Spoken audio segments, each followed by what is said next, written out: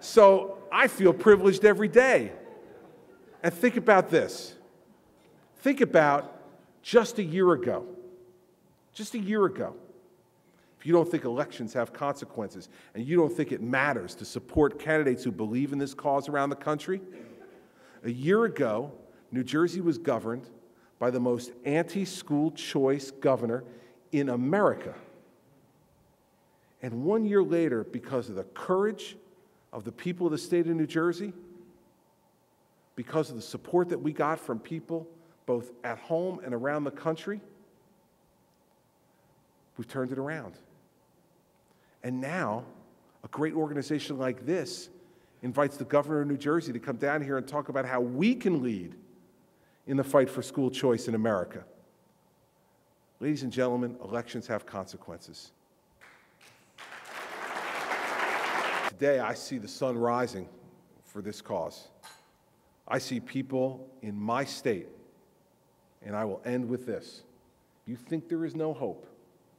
If you come here and say, does this really make sense? Should I really invest my time and money in this cause? Is there any hope to turn things around? I'll leave you with this statistic. 2 weeks ago, 3 weeks ago now, I was asked a question at a press conference. They asked me if teachers weren't willing to take a pay freeze and contribute 1.5% of their salary towards their full family medical, dental, and vision health coverage, which, by the way, they get for free in New Jersey. But not for free, they get it from the taxpayers. If they were unwilling to do that in that district, in our school board elections on April 20th, Governor, what would you suggest to the people of those districts they do? I hadn't really thought about this. And if you see why my chief of staff is getting wrinkles by the day after 105 days, I just stood up there and said, well, I tell you what I'd do. I would never vote for a budget in a district where the teachers didn't take a pay freeze. I was out on the road, I came back, and this had been reported back to my chief of staff and the rest of my crew when I got back there. And Rich is a very deliberate guy, and he came into my office and he said, so, we're against the school budgets.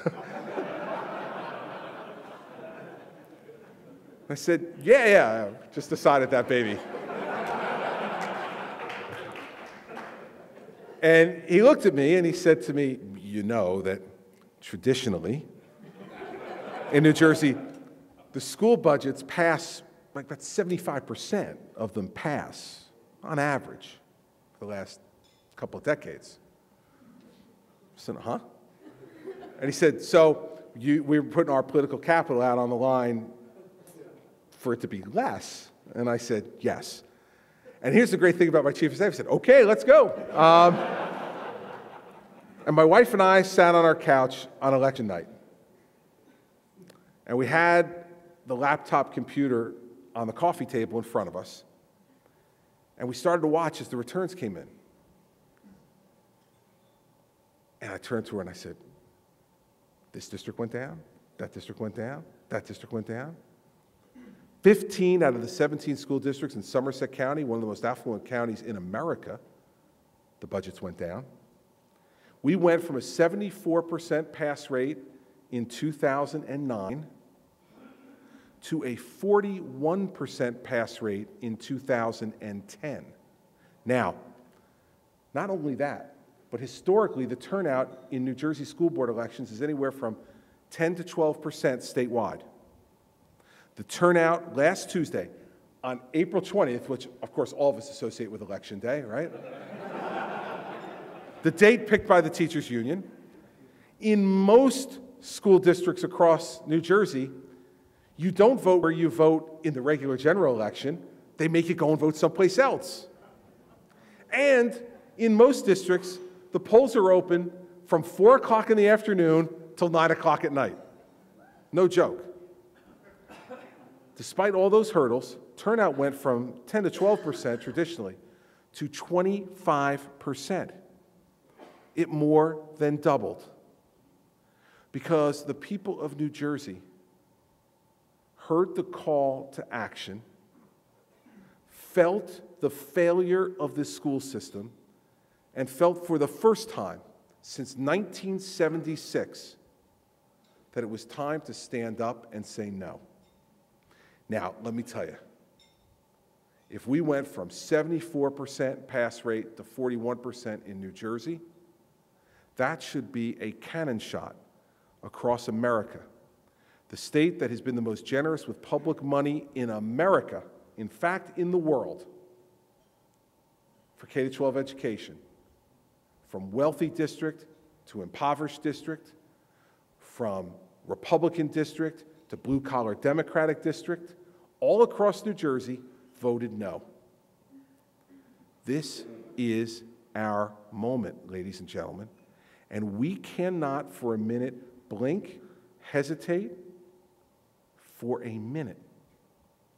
It is time for us to get going and to engage in this fight, to press our advantage, to not only lead, but to give voice to the frustration of the people who are too busy working to put food on the table, to give voice to it for themselves. That's our obligation.